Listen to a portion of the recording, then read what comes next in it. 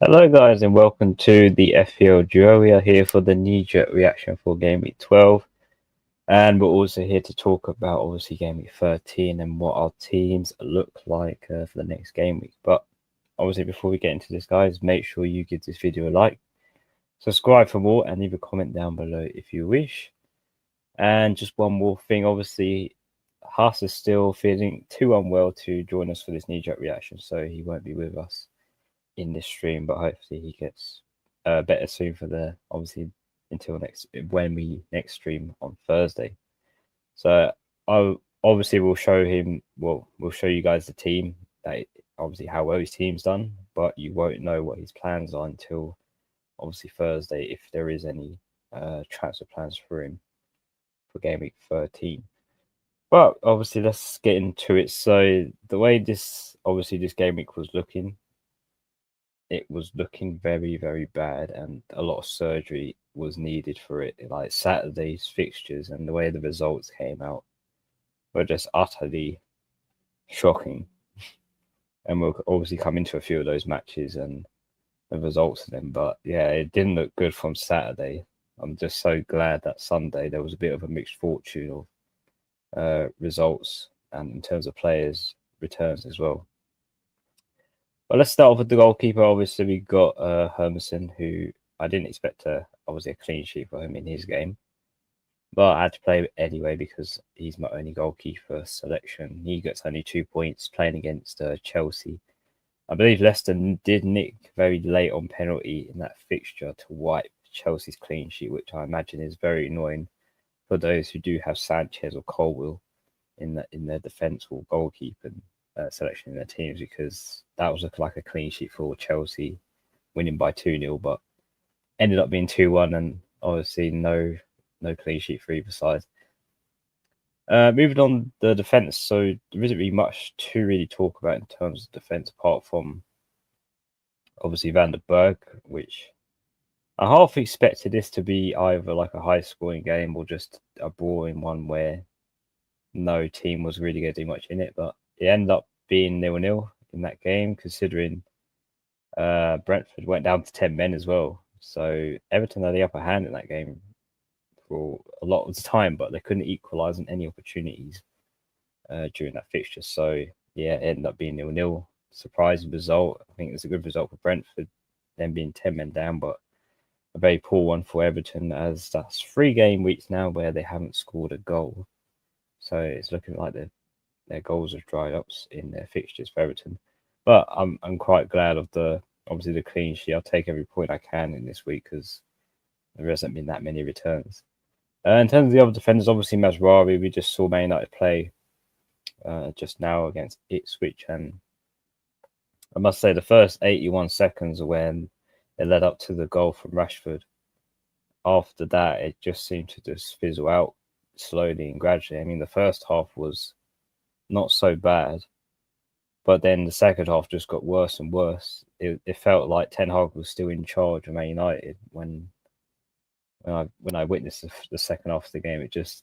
There was just nothing there left. The air was sucked out. The oxygen was sucked out of that stadium in terms of Man United, and it was pretty much going all Ipswich way most of the game. And yeah, Man United just seemed to be just left without no ideas in the second half of that game. But it's still early days, I guess. Amarim's first match. I was just hoping for like a new manager effect, like we have seen from other teams where managers have been sacked, new managers come in, and we've seen sort of like a bounce back. But it seems to have not happened with Man United yet. But still early days. It's a wait and see, and I'm sure it'll change gradually. And finally, moving on to the last defender in my team, that's Nuri, who only gets 2 points as well. No clean sheet for him. Fulham did score 1 goal, even though Wolves scored 4. So no attacking return from either. So only 2 points. So let's move on to the midfield 5. So again, it looked pretty daunting, if I'm honest. It did look pretty quiet. I mean, Palmer only 2 points, blanked. No goal involvement. In Burma's the same. I mean, when Everton went down to 10 men, I just knew from that moment, yeah, there's not going to be a return from in Burma, and if there is, it's going to be quite a long shot for it because obviously they went into defensive mode when obviously they went down to 10 men. Johnson, he did score, which I'm quite glad of. He scored the last goal in that shocking, very shocking result. Probably the shocking result I've seen in years, but 4-0 Tottenham against a very poor Man City. And I was not expecting this at all in terms of the result, 4-0 away at the Etihad. There are some big issues at Man City which do need to be really reassessed in that squad because I don't think it's just Rodri that is the problem. In terms of how Man City are playing, I think it's bigger than that. Because suddenly they've just dropped sudden form. Yeah, they have a couple of injuries, but no other team that big has really struggled that badly. And that has really been their worst defeat I think I've seen for them in years. But Johnson did come on, obviously, for almost half an hour, and he did score the last goal, making that 4-0 in the end. So I'm so glad because I was dreading that match because obviously he was benched and wasn't starting. And I thought this is how it's going to go this game week. It's going to go the opposite way. But yeah, thank you, Brendan Johnson, for keeping the game week in good swing. Moving on to the Salah captain. So it massively worked out. If I'm honest, I was very unsure how that match was going to go, whether it would go in Southampton's way or Liverpool's, because it wasn't an easy game. Obviously, Southampton gave Liverpool.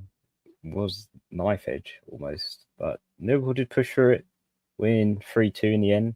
Salah scoring the 2 goals and rewarding us captainers with 28 points. It would have been 30 points, but he did pick up the yellow card for removing his shirt from the second goal in celebration. So I guess that's to no remorse from that, obviously, because he has got a massive haul regardless, as we mostly captain Salah, and it has helped this week getting the right captain pick, and it feels good to get a captain pick right for once, who's scored massively in terms of the rest of the team. He was the best captain pick for me. Moving on to the last player, that's Garnacho, which again disappointing for Man United assets. I think we're a bit too eager to obviously bring in attacking players like Garnacho, Bruno Fernandes. Now that we've seen how Amorim has sort of laid out the team in terms of who he played in that game. Obviously, that probably will change in terms of Garnacho. He may not start next game against Everton because honestly, he was pretty bad. I mean, there was one opportunity where he could have passed it to Rashford, but he ended up being greedy and losing the ball instead of trying to shoot. So, yeah, there's not many good points I can take from that Man United game that I could say about the assets there because they were pretty bad in that second half. But only 2 points from Garnacho. He came off around the 85th minute, but for Mason Mount. But yeah, he wasn't impressive in that game. Moving on to the front two. So again, Haaland, a very shocking and surprising result. Obviously, we were mentioning about Man City not scoring a single goal against Spurs, and Spurs keeping a clean sheet against Man City. No one saw that coming in either way.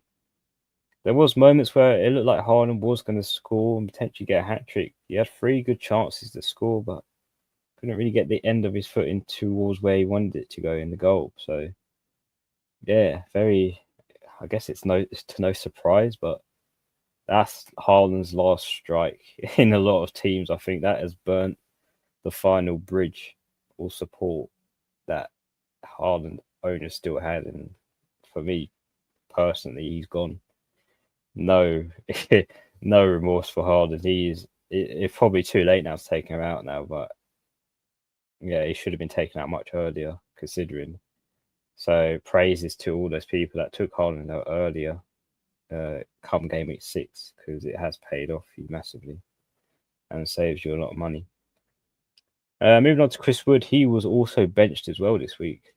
He only played around half an hour too, and I suppose after the international break, that makes sense that some players will be, in fact, benched due to the travelling. Because obviously Wood is New Zealand. He played for New Zealand, so long journey from obviously here to back home, and I suppose the manager wanted to give him a rest and not overexert his energy in that match against Arsenal, where they did lose um, in that fixture 3-0 in the end. So it was expected for Arsenal to win and get the 3 points in that game, and not for us to struggle. In terms of the bench, there is no points whatsoever. Hit on the bench, it's all quiet, 0 from every player on that bench, and yeah, not really much to talk about. I think Keane didn't even start. Vardy Marston's a non-playing goalkeeper, and Faiz obviously conceded so many goals that it led him on 0 points, and Wheatley's a non-playing forward for Man United. But in terms of how the week's gone so far, obviously it's not over yet because Monday Night Football, we got West Ham and Newcastle still to come. So hopefully that green arrow suffices at the moment because I am at 3.3 million. I just want to check what my old rank was, as I can't remember, but if it will load up for me on live FPL. But yeah, in terms of I did get 56 points, which is pretty good considering how I was on currently 26 before Salah scored and 2 goals, and obviously got the captaincy right on him. So yeah, 56 points isn't so bad. I thought it'd be much worse this week. And I'm not sure what my old rank was, but he's a green arrow nonetheless, 3.3 million. So yeah, I'm quite surprised it is, but I'm glad it is a green arrow this week. Obviously, before we move on to Huss's team, I will just take a few of your comments in the chat as well. So Abdul says it's 64 points before bonus points. Good. Yeah, absolutely. It's very good for this week. This week was a very high scoring week for a lot of players, especially if you had Cunha and João Pedro in your team. And obviously, should I do Mikalenko to Van Heck, Aguero, Gabriel, and Konate? I mean, I wouldn't rush into bringing Van Heck yet. I think you can keep Gabriel and Konate, despite Liverpool's result today. I think it is still good to have a Liverpool and Arsenal defender in there, especially Konate being so cheap and nailed. Also, Guardiola. I mean, you could make an exception to go from Guardiola to Van Heck if you want to save money, because I don't see clean sheets coming from Man City the way they are playing at the moment. And Steven says, "Hey, Jordan. How, Steve? I hope you're well." Roman says, "Hi, lads. Currently on 63 points with wildcard team with Isaac captain and Hall to play. Really happy with Cunha, Pedro, and to lose to Verbruggen clean sheet in like 4th minute was annoying." Yeah, it was a late goal in that. It was very annoying for those who was hoping for a clean sheet there. But very good game week, I think, in terms of 63 points. Hello, Patrick. Great week for me with 72 points with Isaac left to playing up to 78k. Did Strand Larson out for Joe Pedro last night, and don't know is our captain him or Wissa next game week.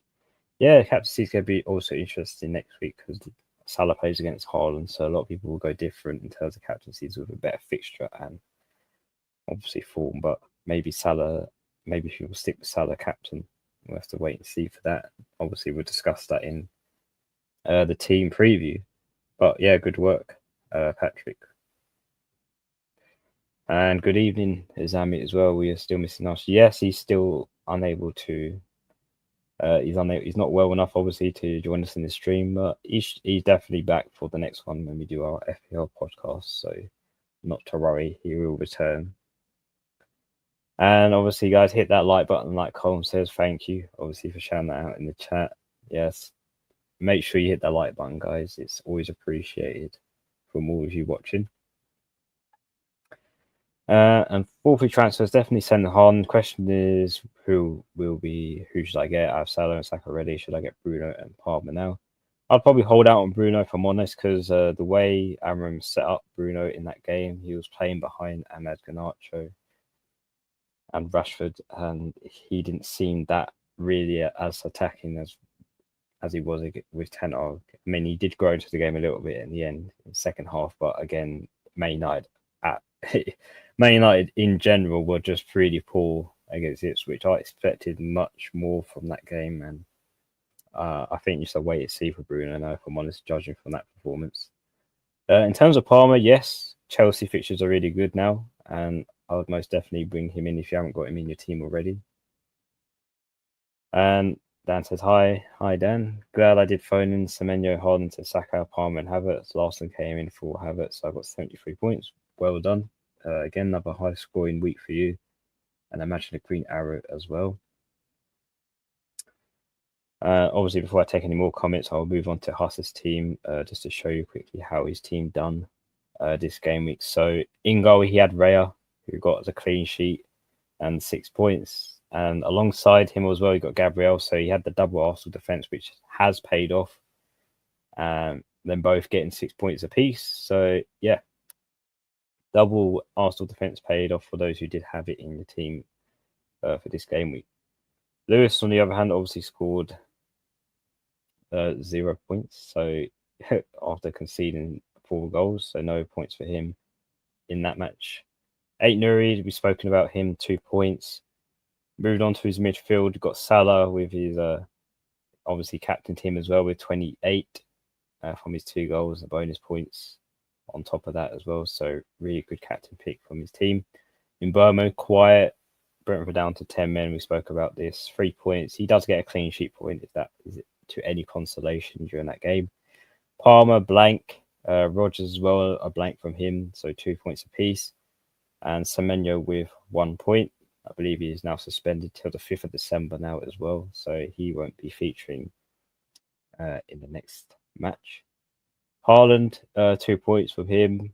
And Strand Larsen did manage to get an assist. So if that's to any consolation, obviously, to Wolves scoring 4 goals, Strand Larsen was part of the action just about with that 1 assist. And quickly on the bench, Fabianski plays tomorrow against Newcastle away. Mikalenko with 6 points. I think that's a bit gutting considering the result of that game against Brentford was 0-0. Archer with 0 points. He came on but for a few minutes. And Greaves is still out injured with 0 points. It is a green arrow for us as well. So both of us are on green arrows. 57 points. So he just about beat me this game in terms of points with 1. So yeah, I think it's a good week, especially for us selling captainers as well. And that we got the right pick. So obviously that is our teams discussed about, guys. Obviously we move on to the interesting part of this stream, which is obviously the team selection or team preview of what we're looking at Game Week 13. So just bear with me while I switch over to the other slide. And I'll just show you what my team is set up to be. So currently in goal, I've got Hermanson. It's got Brentford away. Again, not sure what to make of that fixture, but I think it's a good one for Brentford. But I'm hoping Hermanson again gives me some save points. Line up with the back 3 of Masrari has got Everton. Van der Berg plays against Hermanson. Leicester at home. And Aït-Nouri has Bournemouth at home. Lining up in the midfield 5, I've got Palmer, who's got Aston Villa at home. And Burma has Leicester at home. Johnson has Fulham at home. Salah, got Man City, which should be an exciting fixture at home. And Garnacho has Everton at home. Up front, we've got Haaland, who's got Liverpool away, and Woods, who's got a nice fixture against Ipswich at home, which he should be ready to go, considering he had a nice little rest from obviously playing not many minutes this week. And on the bench, we've got Vardy, Marston, Keane, Fies, and Wheatley. Now, there is going to be some transfer plans, and obviously you know who's going to be coming out of my team now. But before I go on, let me read a few of your comments out, and I'll get into what my transfer plans potentially are for Game Week 13. So from Dan, man, we've got Havertz played 90 minutes all 12 games this season until I got him. Will he play the next match? I think he will play the next match. There was a lot of players benched and rotated. And I believe that is down to obviously the international break as well. So yeah, I think he will play next match down. I think it will resume as normal. I just think this, because there's been so much football in between midweek football, some players do need the rest, and I think that is why Havertz obviously didn't play the full 90 minutes. Roman Java says next game week I am in the mud for who to bench and who to captain. Yeah, there is that predicament. If you have obviously no harm in your team, that leaves you with a lot of money, a lot of players as well to obviously select in your 11, and there's good fixtures as well for them players too. So yeah, it's a big question. Who do you captain this week, considering how this week has gone? Michael said, who is the best 5 million or below defender for one game week punt before wildcard? I was thinking about Olaina. I mean, Olaina is good against Ipswich at home. Not a bad fixture, I would say, for 1 week punt. Just trying to think who would be a nice 1 week punt underneath 5 million defender.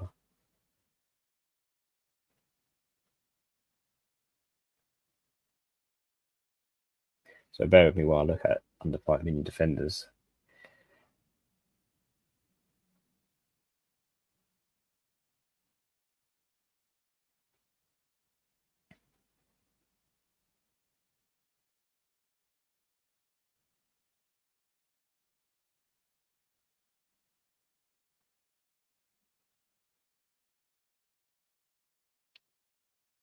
I mean, yeah, I think Olaina is a good punt to go for. I've looked at the under 5 million defenders, and there's not really one that appeals to me for 1 week punt, but it's either him or Van der Berg, if I'm honest, who I've got in my team. He's got Leicester at home, and I think he's a good punt to go on. Brentford have their first clean sheet of this season, which they've done with 10 men. So that's good promising looks to Brentford, I guess. Maybe a turnaround. Maybe there's more clean sheets in there for them. Maybe there is one against Leicester at home. That is potentially my recommendation on a game week punt if you're looking for a 5 million or 5 million defender or below. Robert Crooks, hello. Forgot to make my transfers this week. Finished on 78 points off the bonus thanks to a Pedro Porro 14 pointer. Had 2 big weeks in a row now. And I went from 2.7 million in game week 10 to 770k rank now. That is a very huge jump, obviously, from game week 10. It does obviously show that even though we're around that area of rank up to this moment, it can all change in the next 3 or 4 game weeks. So especially if you have 2 big game weeks like you have. And I can't help but think if you didn't forget to do your transfers this week, would you have taken out Pedro Porro, who had Man City? Because I think that's worked in your favour.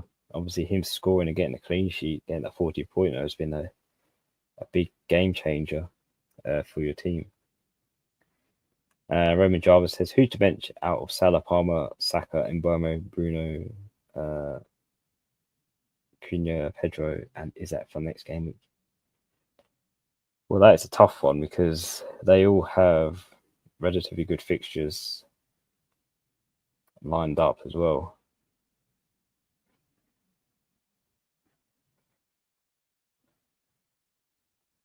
I mean, it's going to be hard to bench any one of those picks. That's really tough.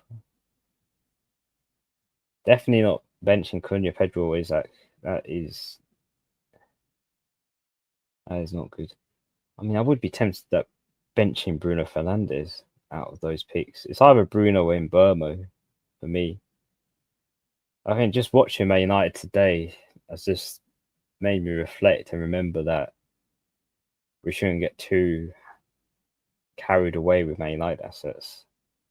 And obviously, he did score a 17-pointer last game week, but now that Amram's in charge now, that doesn't look like it's going to happen every week. And obviously, it's a new format for him. So, yeah, I think I would bench Bruno Fernandes against Everton for next game week. It's probably a risk to do that, but out of all those picks, it would have to be Bruno to bench. Mr. Blank says, should I sell Haaland? I mean, a lot of people say it's too late to do it now, but I still think you can. It's better late than never. I think yes. I think you should sell Haaland now because after that last performance against Spurs, that has just literally finished me in terms of I've had it up of Haaland now. I need to take him out, bring a forward in that's going to reward me with points because I've missed out on so many points from keeping Haaland in the team. He's just not been that great. And we're not going to capture him for a good few game weeks anyway now because of fixtures for Man City are bad. And Man City's form is terrible. It's not worth having Haaland in your team now up till Christmas. So, yeah, I think you should sell Haaland now.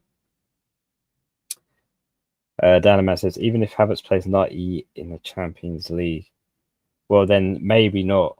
But that does depend if he does play 90 minutes in the Champions League or, let's say, plays the first half or second half, 60 or 45 minutes.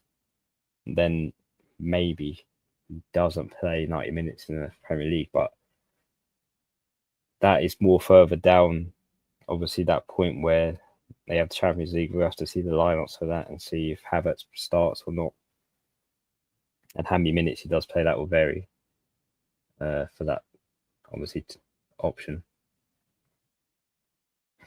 Ezra says, sold Maddison for Saka for a -4 and bought Konate for Trent.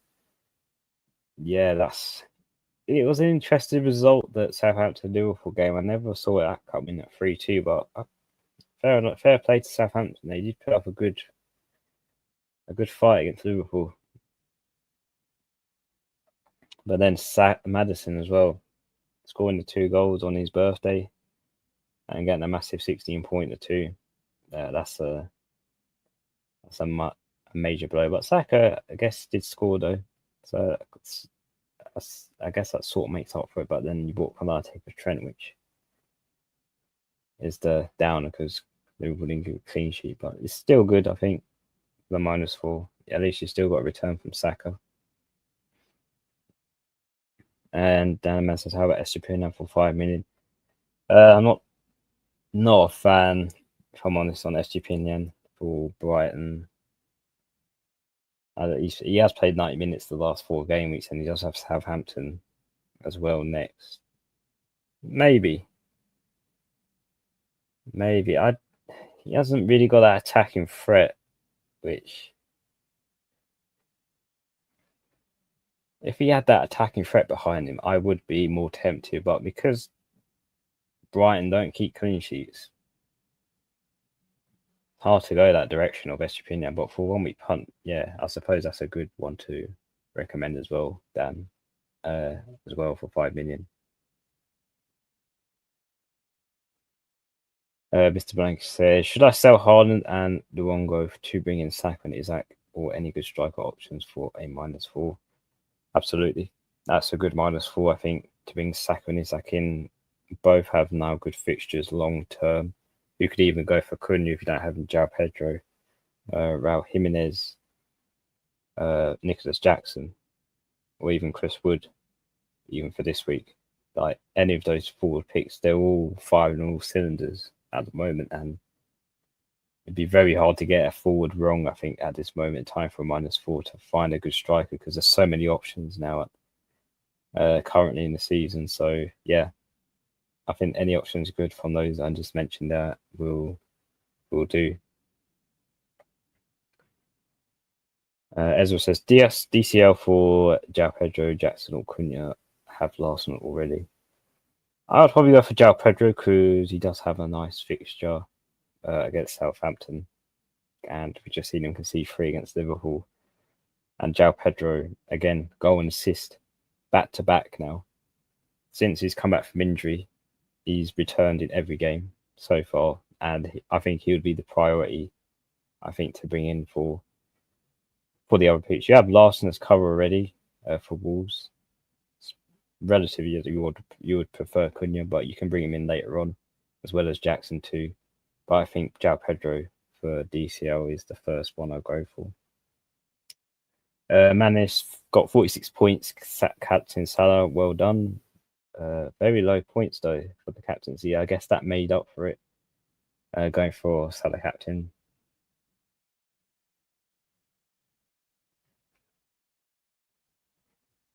And Roman Jones says, in Burma we'll have Leicester, who just sacked their manager. Yeah, Stephen Cooper has, a few hours ago, had officially been sacked for Leicester. And obviously, Brentford are against them next week, so that will be interesting to see obviously what happens in that game.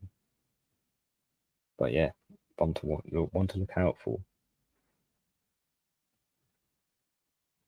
And it's Cunha or Isaac for Haaland. For me, it's got to be Cunha. I think I'd bring Isaac in afterwards, or if not at the same time. If you can bring both in, then I'd go for both, because once you sell Haaland, you can afford Cunha and Isaac as well, with the amount of money that it leaves behind for taking him out. So, but I would probably make Cunha the priority over Isaac. Alex, 79 points of Haaland. Is that to go? Overall rank 5. Well done, Alex. That's a very big. Yeah, that's a very big margin up there. Rank 5. Enjoying it till I'm going to fumble. Well, you're in a good position so far, Alex. 79 points as well with Haaland. Is that to go? You could possibly get 100 points this game week, keep you up in the top 10. But yeah, well done on the rank 5. And Roman says, I think benching Bruno's best decision out of all those players. I mean, yeah, because of the Man United performance today against Ipswich, that just made me think that, yeah, this is not working for Bruno. I don't think it's going to work for Everton either. And it's going to take a few game weeks before they integrate together, Amorim and the players, and how well it's best set up in terms of the starting 11, because that might change after what he witnessed today, especially in that second half. So benching Bruno for next game week is not such a bad idea, I don't think, in my opinion, as a Man United fan. I think I'll do the same if I had him too. Convince me not to sell Haaland. I'm trigger happy to do it today. Kneejerk? No, absolutely not. It's not Kneejerk at all. I mean, a lot of people have sold Haaland already. That he's had a price drop. That's how many transfers he's had out from people. Just had enough of Haaland. I mean, I myself have been tempted to take Haaland out, but I wanted to wait and see what the Man United lineup was before I did that, because I do have 2 free transfers, and I didn't want to commit it too early in case I need to do obviously surgery elsewhere in the team. But yeah, there's nothing I can say that can convince you to not sell Haaland. I think it is a priority if we still have him in the team now, that it's just not working out, and it's too much money we're saving up in him for not really getting much out of him. Dynamaz, that was for the 5 million week punt for one day off. Oh, in that case, then that's still a good punt though. I will say. 68 points right now. Did chance to DCL bench Solanke for him, but I'm not sure I want to sell him and never step in my team again. Yeah, DCL hasn't really been great. I mean, Everton haven't scored in the last 3 game weeks, so they're in a bit of a goal drought. I mean, Solanke did get an assist as well, which again for 4-0, I was expecting him to be more involved, but I didn't really see or hear from him most of that game. I almost forgot he was almost starting 11 team player in that. So yeah, it's a bit 50-50 with Solanke at the moment for Spurs, but yeah, I can see the frustrations it must have, obviously having DCL and benching Solanke. And hello, Fast Air. Welcome to the stream. Michael says, Wissa or Mboma captain. Mboma for me. Wissa's a nice differential one if we want to go different to, obviously, Mboma, because he is more highly owned. But I think for either one, I think Mboma is the captain for me.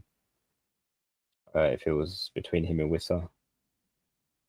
And finally, Pete Walker, 88 points for Isaac left to play, sitting at 84th overall, topping 9-2. Love it. No Haaland all season either. Yeah, it's been great to obviously not have Haaland in the team, and from the very beginning as well, because I started with no Haaland to begin with until he started returning hat tricks and 2 goals here and there, and then As soon as I decided to bring him in, that's when his goal drought started to appear around game week 6. So yeah, having no Haaland in the team has worked out from this season, but I think I've done the absolute reverse. I should have stuck with Haaland to begin with and took him out once his goal drought started to appear. So yeah, it's a bit late to take him out now, but I'm in no choice or position to keep him. So obviously, guys, you've seen the starting 11 on the screen there. Let me move on to the transfer plans, which you're all eager to know what I'm going to do in terms of next week. So I do have 2 free transfers with 0.4 million in the bank.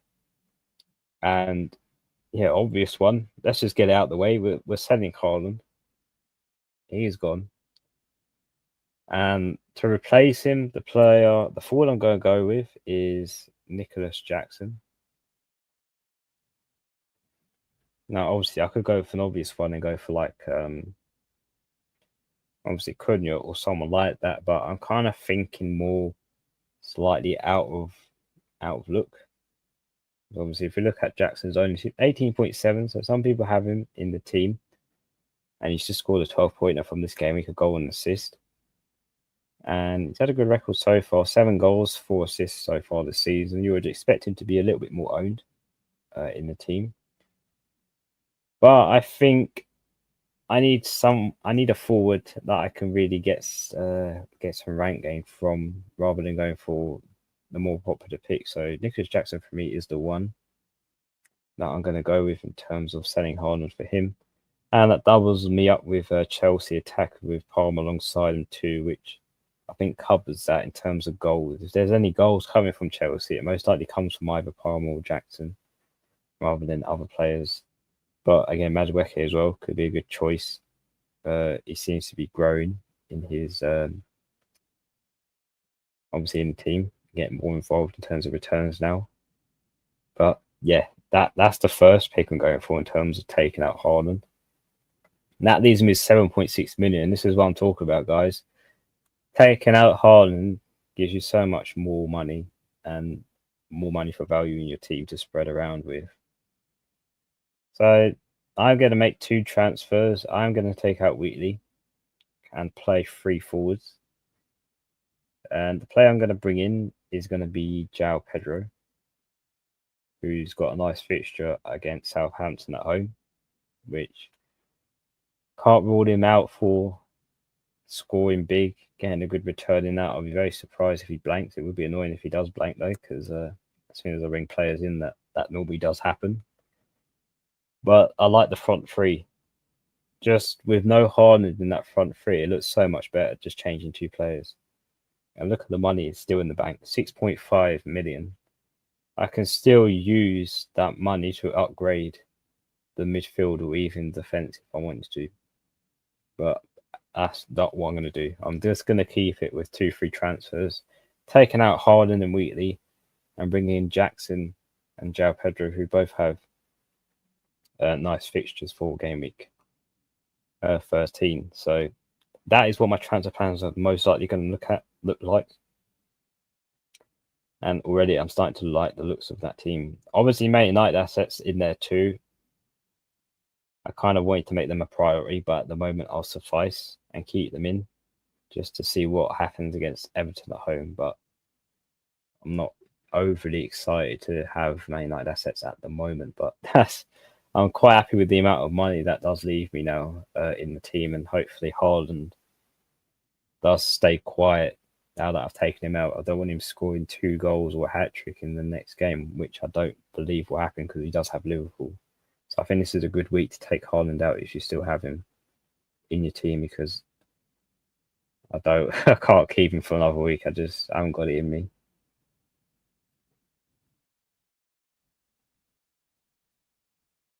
And this is a good point to raise, actually. Jackson got 4 yellow cards. So, yeah, that is one thing to be careful of. If he gets one more, that's a suspension from him. Which, I'm taking a risk on doing that, but I think it's worth it as long as Jackson behaves in the Aston Villa game and onwards. And I'm right with that.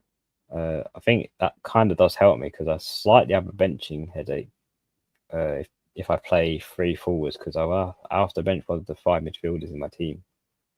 So yeah, it might not be such a bad thing if Jackson gets another yellow card and is suspended.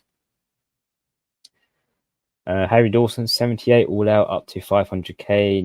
Need Newcastle to not go mad tomorrow.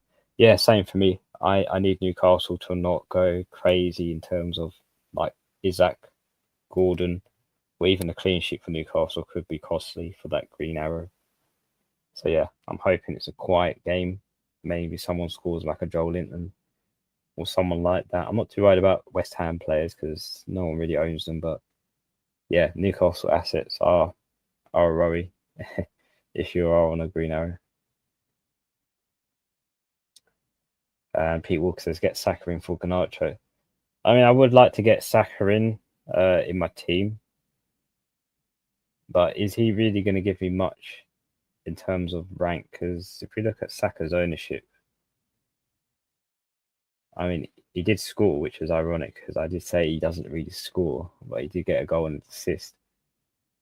He's 26% owned now. I expect that to grow as the weeks go on, as long as he keeps returning. But yeah, it's a nice double of 13 points and a nice 3-0 win for Arsenal. I just don't know. I'd rather have a spot for midfielder who's less owned that I can still get the same amount or similar amount of points from. I just think there's more rewarding where I am in rank as well. If I go for template players like Saka, I'm not really going to jump in rank that much. But then again, I could drop further if he does cause me any damage from a double haul like that. And Pete says, would you go out without Arsenal defense? Very dangerous lack of quality defenders in the game. I mean, I've tempted about not going without Arsenal defense, but I want to see how many clean sheets they keep. They obviously kept one against Nottingham Forest this game week, but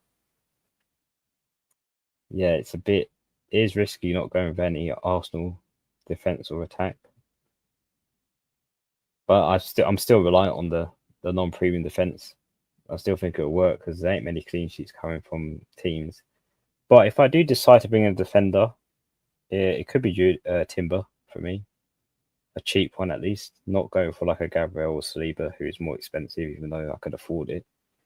But Timber will play a few game weeks before obviously the injuries, recoveries obviously come back for the Arsenal defense. But yeah, down the line maybe I'll consider it. But at the moment, I'm not looking at defenders at the moment.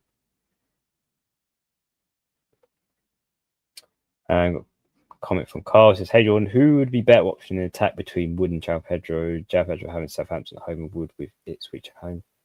I think it'd be João Pedro having Southampton at home. I know obviously Wood is just as good, I believe, in terms of the fixture as well. But I don't know. I think Ipswich is a little bit more tougher than Southampton are. Southampton are more prone to concede. They're the worst team to concede in the Premier League this season by far. Ipswich are not as bad as Southampton are, but I'll say Pedro and Woods are equally as good as each other. Woods gets the chance when it comes to him, and Pedro, same thing. When he gets the chance to score, he will score. But I would side towards João Pedro in terms of the fixture that he has over Woods.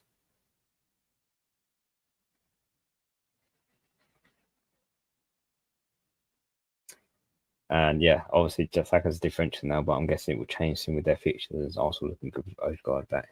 Yeah, that he won't stay a differential for long, especially if he keeps scoring or getting assists each game week too.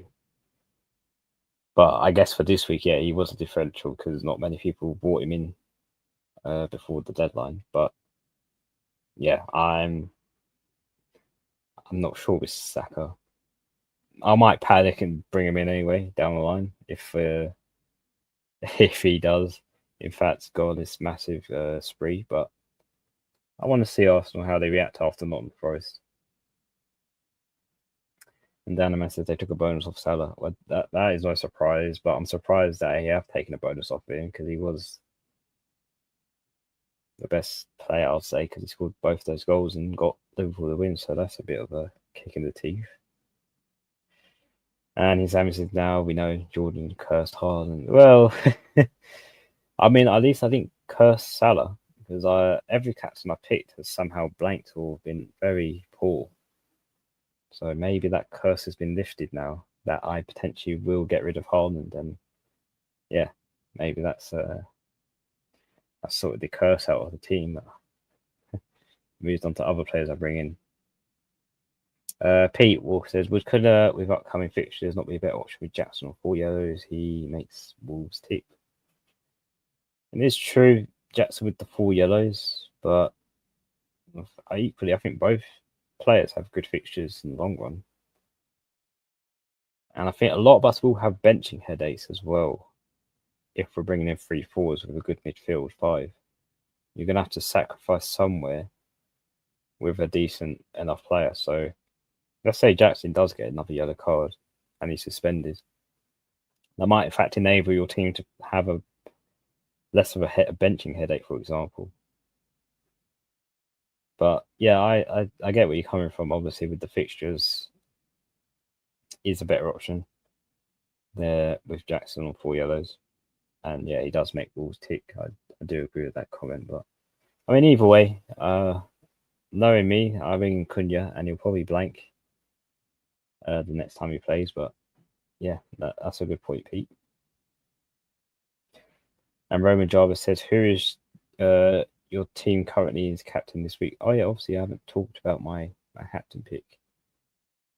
So if I go back to this screen, you can see what obviously my team is. I'm going to captain Salah this week against Man City. Now we all know Salah turns up in big games like he has beforehand. He doesn't disappoint. I don't think we even have to doubt him at this point because he's the best in terms of midfielders, I think. And look at that. Look at the amount of returns Salah's had in the last 5 game weeks. He has returned a goal in every week. Since game week 8. He scored in every game week and 2 in this week against Southampton. He's playing against a very broken Man City who are all over the place. He is the captain for me this week. Obviously, this next game week. That's 10 goals and 6 assists for Salah this season so far. Despite his fixture, I don't see it as a bad one. I did say Johnson against Man City isn't such a bad fixture when I did mention it before the match, and I still think, yeah, Salah against Man City, it's going to be a good one, I think, for Salah. He's going to turn up in big games like that, and it wouldn't surprise me if that's a heavy score again. But yeah, Salah's looking like the captain. I was tempted at going for Woods against Ipswich at home, or João Pedro, who I'm looking to bring in, who's got Southampton, but I think I'm looking to go for Salah captain. I'm not sure what other people think about that, and obviously let me know. But I thought Man City would turn up against Spurs, and it just didn't seem like they were there. So yeah, it's going to be interesting captaincies. I'm looking at Salah at the moment. Roman Jarvis says Champions League this week. You know what that means. Harden's stat pads versus some random team in Europe at the Etihad to regain his form. I mean, even in the international break, he had great form with Norway. But look how it's turned out in the Premier League. It's just he had chances, Harden, in that game to score, and it just didn't happen for him. So yeah, with Champions League midweek, I don't know. I just like Salah captain now. It's hard to go against him. I've missed a lot of points from him, not captaining him, and it's at Anfield. Even more reason. Spurs beat Man City at Etihad, and now Liverpool got to face Man City at home at Anfield. I know Liverpool weren't the best against Southampton, obviously this game week, and they need to obviously fix up and play much better against Man City in game week 13. But I mean, surely we see Man City now. They're in an absolute mess. And I think they potentially might draw or lose that game against Liverpool. I mean, in terms of title race for Man City, it's slowly slipping away. I'd say it's definitely done for them. I think it's between Liverpool and Arsenal, the title race now. So I just don't see it. Man City will have to pull out something amazing to creep back into that title race because they're slowly slipping away in terms of points. And Pete Walker says Pedro could be a good differential captain next week versus Southampton too. Yeah, I mean Chris Wood is a good captain pick. Mbeumo, another one. And obviously João Pedro against Southampton. They're all nice picks. Like you'd have to go for like a Salah or someone like that. You can go for a good differential captain this week because Salah and Haaland are playing against each other. And a lot of us are taking out Haaland anyway. So we don't have to worry about obviously high ownership or captaincies with Haaland now. But yeah, I mean, it might change the captain pick. Maybe I'm getting overexcited that I got a captain pick right with Salah, but Salah does do well against big teams. He has a good record. Man says Saka cap for me at the moment. Arsenal look on it. Yeah, I think they did have to bounce back against Nottingham Forest. Otherwise, Liverpool, I think, will run away with it in the title. But yeah, it was a good bounce back for Arsenal. I expected that from Man City, from honest, against Spurs. I know it was a tough game, but at the Etihad, that needed to be a good bounce back for them, but it didn't seem to happen for them. But I'm still convinced Salah is, like you said, still good enough as a captain pick. The quality, I mean, he's on penalties as well. That helps a long way. If Man City make one mistake in the box, that's it, penalty. And normally Salah just put it away. So there's two ways Salah can score from. Both are exceptionally good from open play and penalties. So yeah, there's a lot of choices for captaincies this week. And maybe Pedro or Cunha outscore Salah, but I won't be surprised if that works the other way around for Gameweek 13. But it will be exciting to see who racks the most points up in terms of captains next week. Also, guys, make sure you give this video more likes, subscribe for more, and leave a comment down below. And make sure your notifications are turned on, obviously, so that whenever we go live, you are notified of when, obviously, that. But yeah, it's been a very interesting game week. It's not over yet. If you still got obviously Newcastle assets like Isaac, Hall, or other players tomorrow, then stay tuned for that Monday Night Football. I think for me and Huss, obviously, our players are all used up. Our starting 11, we have none left. We have no players in the West Ham or Newcastle games. So good luck to those who still have players left in Game Week 12. But yeah, Game Week 13 looks very exciting. And stay tuned, obviously. I might make some early transfers before deadline stream. Just take Haaland out before we know that he has another price drop.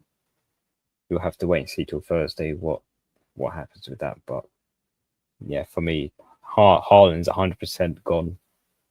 There's no debate in that. He is finished in my team. Michael says, is that Jackson or João Pedro pick 2? No, I did. This is a difficult one between these two because they're very good 3 picks there. João Pedro definitely is one of them, so I'll pick him.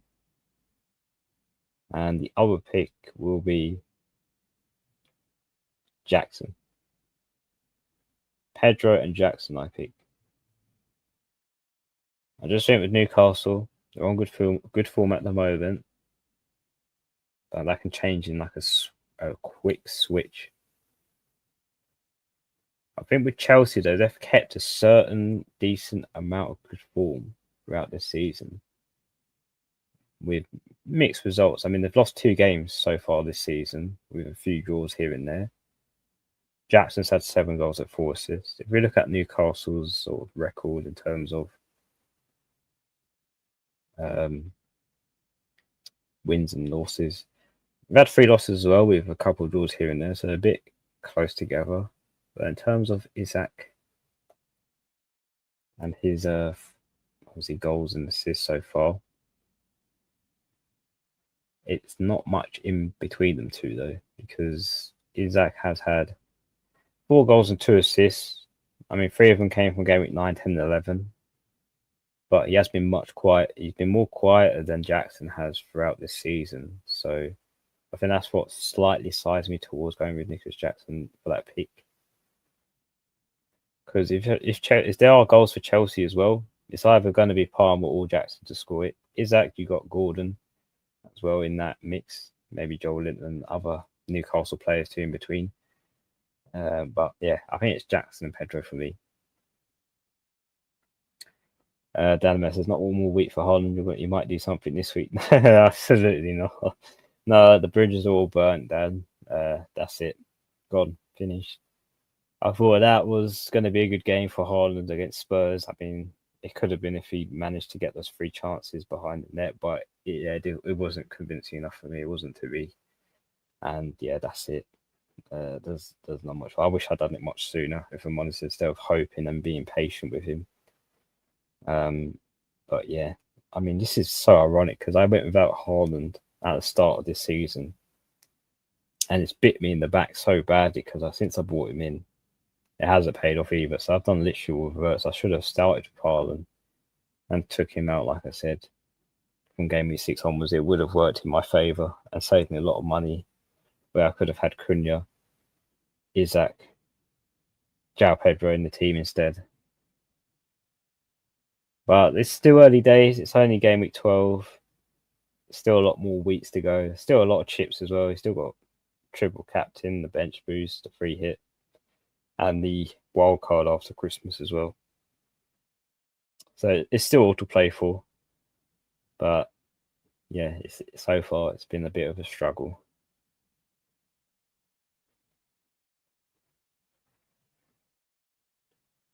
Elika, hello. Elika, 48 points, needs Haaland needs to go. He's finished. I don't care if it hauls. Yeah, I think a lot of people are finished with Haaland after this week and Man City in general in terms of assets. I don't think any asset is worth keeping, even if you don't have Haaland, even Guardiola at this point. I know he scored 3 goals for us for Man City so far this season, but even for me, that's a stretch to even keep him at that price. So yeah, all Man City assets to go now, regardless of if Man City win by 4-0 against Liverpool, which will not happen. I'll be very shocked if Man City win against Liverpool. I will, honestly will. Especially goals as well. I don't expect a high-scoring game from them.